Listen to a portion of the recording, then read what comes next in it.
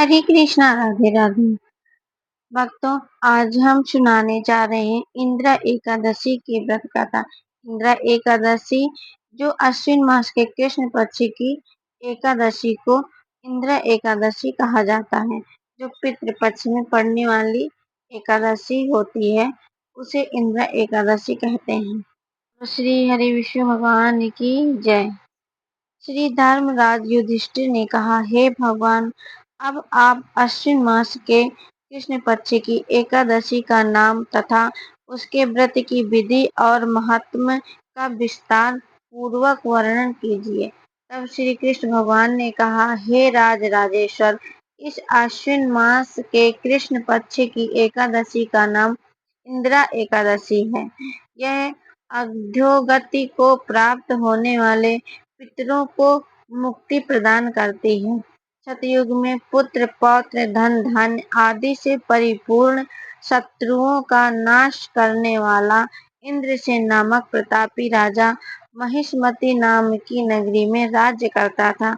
एक समय जब राजा अपनी सभा में विराजमान था, तभी उस समय देवर्षि नारद जी वहां पर पधारे। राजा ने मुनि को आया देख अपने आसन से उठ उनका आदर सत्कार कर प्रणाम करके अर्घ्य दे तथा पूजा कर उच्च आसन पर बैठाया। देवर्षि नारद जी ने कहा, हे राजन, आपके राज्य में सब कुशल पूर्वक है।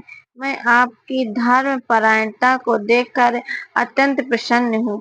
तब राजा ने उत्तर दिया कि हे देवर्षि, आपकी दया से मेरे राज्य में सब कुशल पूर्वक है और आपकी कृपा के कारण मेरे यज्ञ आदि सभी कर्म सफल हुए हैं। हे देव, अब आपकी क्या आज्ञा है। नारद जी ने कहा, हे राजन, मुझे एक महान आश्चर्य हो रहा है। वह यह है कि एक समय मैं जब ब्रह्मलोक से भ्रमण करता हुआ यमलोक में पहुंचा, तो वहां पर यमराज की सभा के मध्य में मैंने तुम्हारे पिता को बैठा हुआ देखा। हे राजन, तुम्हारे पिता महान ज्ञानी ध्यानी धर्म परायण थे, किंतु एकादशी का व्रत खंडित हो जाने के कारण यमलोक में गए हैं। तुम्हारे लिए मेरे द्वारा एक समाचार भेजा है।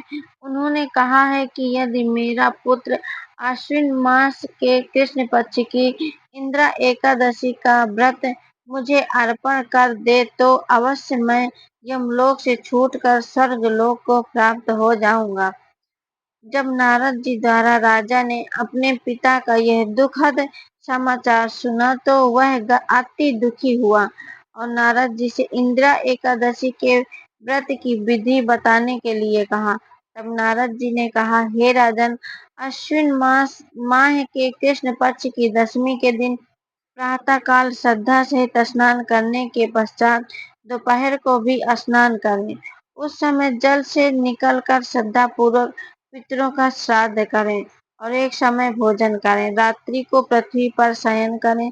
दूसरे दिन प्रातः काल एकादशी को दातून करके स्नान करें। तत्पश्चात भक्ति पूर्वक व्रत को धारण करते हुए कहें कि मैं आज समस्त भोगों को त्याग कर निराहार रहकर कल भोजन करूंगा। हे भगवान, आप मेरी रक्षा करें, आप मेरे व्रत को निभाइए। इस प्रकार प्रतिज्ञा कर व्रत को धारण करके शालिग्राम की मूर्ति स्थापित करें और उत्तम ब्राह्मण को बुलाकर भोजन करा दक्षिणा देनी चाहिए। शेष बचे हुए भोजन को सूंघकर गौ को खिलाएं। तत्पश्चात विष्णु भगवान की धूप दीप नैवेद्य आदि से पूजा करें और रात्रि को भोजन कीर्तन कर जागरण करें। दूसरे दिन अर्थात द्वादशी के दिन ब्राह्मणों को भोजन कराकर स्वयं बंधु बांधवों सहित मौन होकर भोजन करना चाहिए। हे राजन, यह सब इंदिरा एकादशी के व्रत की विधि है।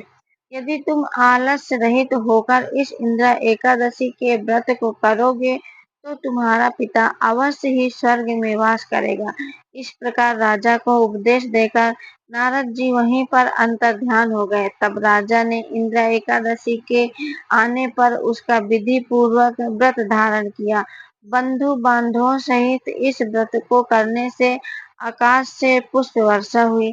राजा का पिता यमलोक को त्याग गरुड़ पर सवार हो स्वर्गलोक को चला गया और राजा इंद्रसेन भी इस व्रत के प्रभाव से इस लोक में सुख भोगकर अंत में स्वर्गलोक को चला गया।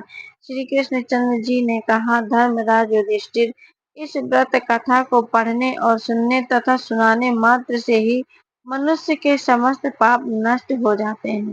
बोलो श्री हरि विष्णु भगवान की जय। यदि आपने पूरा वीडियो देख लिया है और पूरी कथा सुन ली है तो वीडियो को लाइक करें और कमेंट में श्री हरि विष्णु जरूर लिखें। इसी तरह की वीडियो देखने के लिए चैनल को सब्सक्राइब जरूर करें। राधे राधे।